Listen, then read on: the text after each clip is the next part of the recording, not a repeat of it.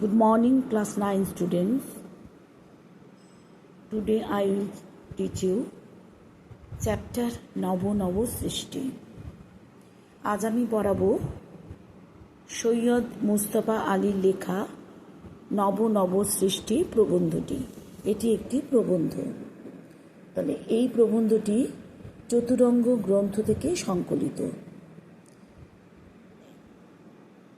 এই গ্রন্থে বলা হয়েছে যে লেখক সৈয়দ মুস্তফা আলী তার নবনব সৃষ্টি রচনাংশে সংস্কৃত ভাষাকে আত্মনির্ভরশীল ভাষা বলে মনে করেছেন, কারণ নতুন কোনো ভাবনা প্রকাশের জন্য নতুন শব্দের প্রয়োজন হয় এবং প্রয়োজন হলে সংস্কৃত অন্য ভাষার দ্বারস্থ না হয়ে নিজের শব্দভাণ্ডারে অনুসন্ধান করে এবং সেখান থেকে শব্দ নিয়ে তার কাজটা শেষ করে।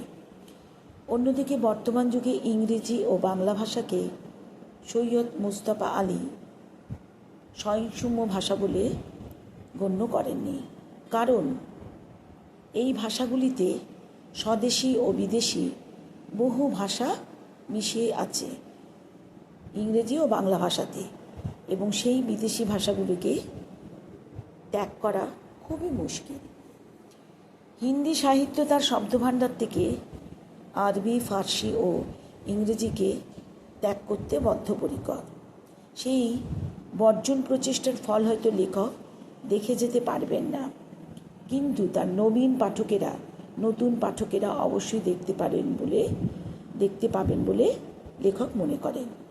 যদিও রবীন্দ্রনাথ, নজরুল ইসলাম, এমনকি বিদ্যাসাগরও তাদের লেখার মধ্যে আরবি, ফার্সি শব্দ ব্যাপকভাবে প্রয়োগ করেছেন।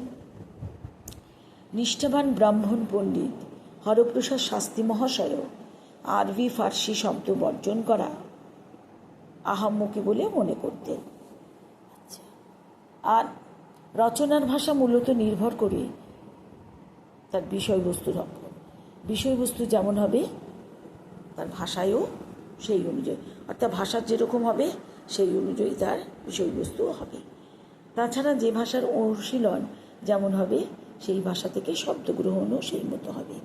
সংস্কৃত ভাষার মতো ইংরেজি ভাষারও প্রয়োজন আছে আমাদের, তাই ইংরেজি চর্চা বন্ধ করার সময় এখনও আমাদের আসেনি।